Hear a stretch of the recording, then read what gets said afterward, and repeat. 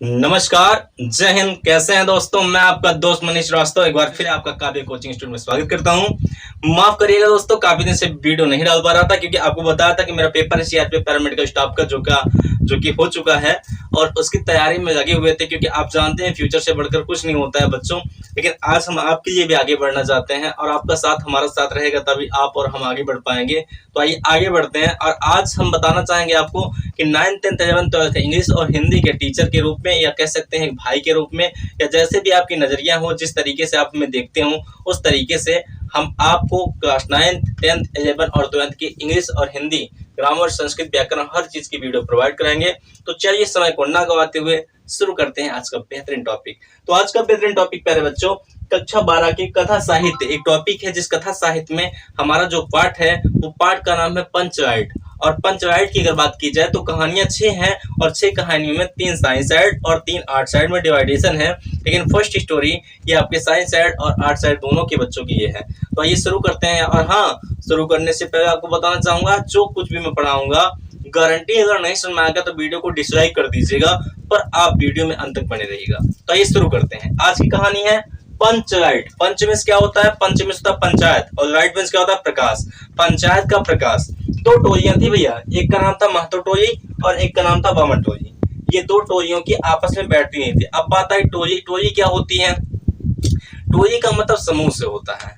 ये जो आपकी कहानी है ये आपके देहात गांव की कहानी है और 2 टोलियां थी, एक का नाम था महतो टोली और एक का नाम था बामन टोली। बामन टोली के पास सारी चीजें थी लेकिन आपके महतो टोली के पास सब कुछ होने के बाद भी पंचराइड नहीं थे, अर्थात जिसे पहले समय में पुराने समय में पेट्रोमैक्स कहते थे। और पेट्रोमैक्स के न होने से आपका यह महतो टोली कमजोर पड़ता था, जिसकी वजह से हर वक्त बामन टोली महतो टोली का मजाक उड़ाती थी। लेकिन हाँ, महतो टोली के कुछ लोग सरदार धीमान छड़ीदार सारे लोगों ने कुछ पैसे को इकट्ठा किया और रामनवमी के मेले में एक पेट्रोमैक्स को खरीदा। और पता है पेट्रोमैक्स को लेकर के छड़ीदार अपने सर पर लेकर के गांव में पहुंचते हैं और किसी को छूने की इजाजत नहीं देते हैं। जैसे गांव में होता है ना कि जब शादी हो जाती है तो जो आपका दूल्हे का भाई होता है वो गाड़ी की चाबी मांगता है कि गाड़ी उसकी है, और गाड़ी लेके जब गांव में पहुंचता है ना तो अपने उम्र के बच्चों को गाड़ी को टच नहीं करने देता है।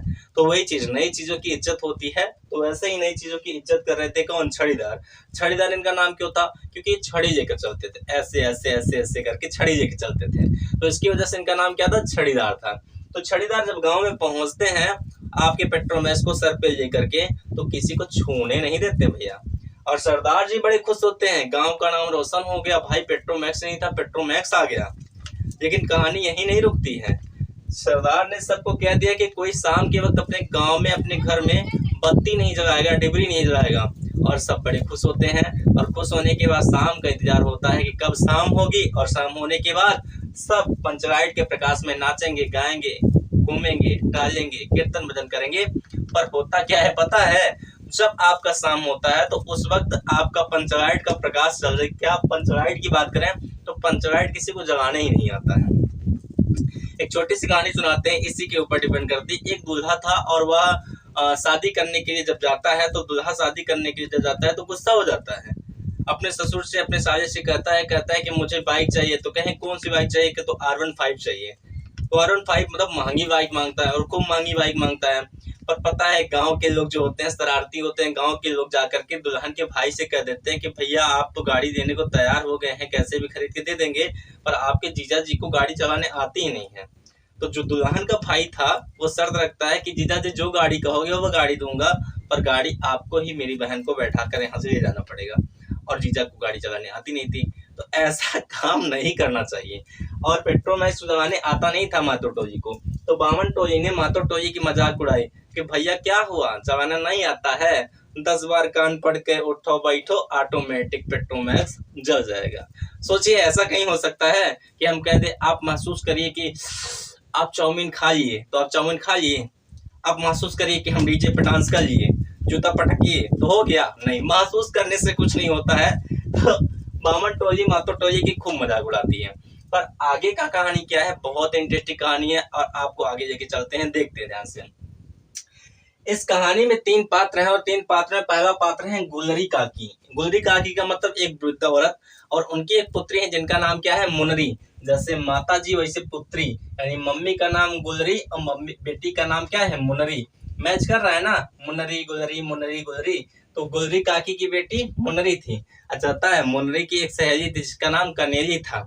कितना सुंदर सुंदर नाम है ना, क्या, गुलरी काकी, मुनरी, कनेली।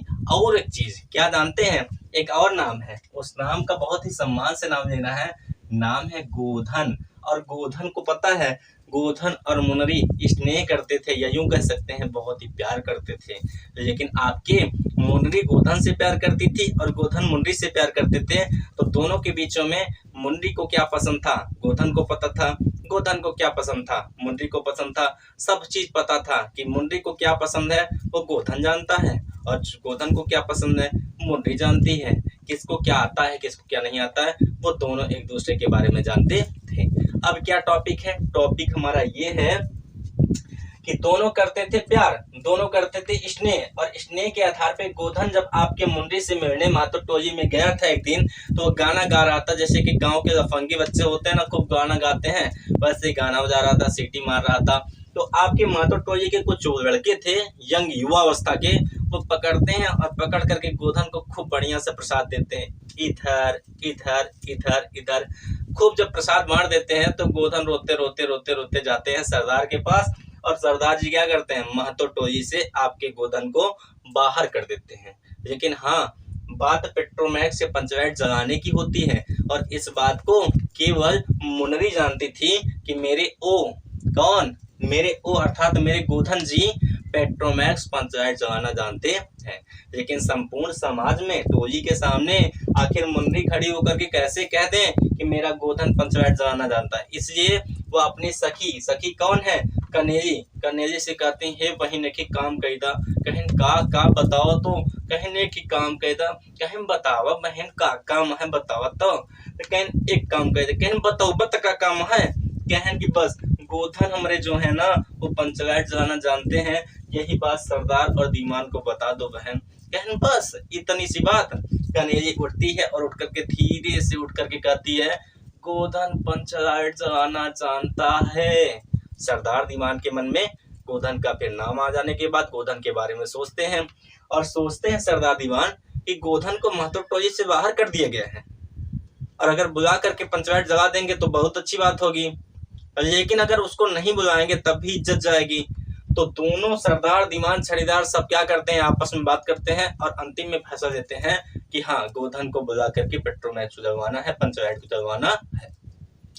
पहली बार छड़ीदार जाता है। छड़ीदार किसके पास जाता है, गोधन के पास, कि गोधन चलो सरदार बुलाए हैं, ऐसी ऐसी बात है। पर गोधन आता नहीं, क्योंकि गोधन एक बार बढ़िया से मार खा चुका था, और जब एक बार कोई मार खा जाता है दोबारा बचता रहता है। तो गोधन एक बार मार खा चुका था, छड़ीदार के जाने पर बुलाने पर नहीं आया, सोचता है कि दोबारा फिर कोई बात हो गई होगी, फिर वो आने के लिए बुला रहे होंगे। लेकिन अब की बार जाती है कौन, गुलरी काकी। कौन जाती है भैया, गुलरी काकी। और गुलरी काकी रिश्ते में गोधन की कौन है, सासू अम्मा है। और सास के बुलाने पर दामाद ना आए, ऐसा कभी हो सकता है, कभी नहीं हो सकता है। तो जब गुलरी काकी गोधन को बुलाने जाती हैं तो गोधन आ जाते हैं। अब क्या करें, सासू जी गई थी ना। गोधन आते हैं और आने के बाद जब देखते हैं, सारी समस्या सुनते हैं, तो मांगते हैं गरी का तेल, और गरी के तेल से वो पेट्रोमैक्स पंचवैट को जलाते हैं। जैसे स्टोव में कभी देखेंगे ना तो आप पिन मार के जलाते हैं, तो वैसे ही आपका पंचवैट को जलाने के लिए गरी का तेल मंगाते हैं। और गरी का तेल ले कौन आएगा, दौड़ी दौड़ी तेल ले आई यही प्यारी मुनरी। दौड़ कर जब तेल ले आती हैं, जैसे ही तेल देती हैं, दो निगाहें मुनरी की है, दो निगाहें गोधन की, दोनों आपस में टकराती हैं। तो मुनरी गोधन से माफी मांगती हैं कि हमका माफ करिएगा, जो आप मार खाए हैं ये आप अपने ही कारण मार खाए हैं, और ऐसा होता भी है, जो गलती करता है मार खाता है। तो गोधन कहते हैं जा इधर जो हो रहा तो होगा, हम मार खाए कोनो दिक्कत ना है ना, लेकिन अब ऐसा दोबारा ना हो चाहे। तो क्या करते हैं, गोधन माफी मांगते हैं, और कनेरी भी, आपकी मुनरी भी माफी मांगती है, और आपका गोधन गरी की तेल से पेट्रोमैक्स पंचवैट को जला देता है।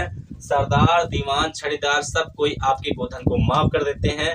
और हाँ, गुलरी काकी बड़ी खुश हो जाती हैं, और खुश हो जाने के बाद क्या करती हैं, गोधन को शाम के खाने पर, रात के खाने पर बुलाती हैं। और मुनरी हाथ धुल करके, भैया हाथ तो धुल भी करेगी, हाथ धुल करके खूब बढ़िया से अच्छे से खाना बनाती हैं, और सब मिलकर साथ खाते हैं और ये कहानी यहीं पर समाप्त हो जाती है। तो आशा करते हैं ये प्यारी सी छोटी सी कहानी कक्षा 12 के बच्चों को सुन में आई होगी, और अगर हाँ बेटा समझ में आया होगा तो लाइक करिएगा, शेयर करिएगा, सब्सक्राइब करिएगा और कमेंट करिएगा। और हाँ, ऐसे ही आगे हम वीडियो आपके लिए लाते रहेंगे। कोई भी प्रॉब्लम हो तो आप कमेंट करके हमें ज़रूर बताएं। Thank you so much. जय हिंद, जय भारत।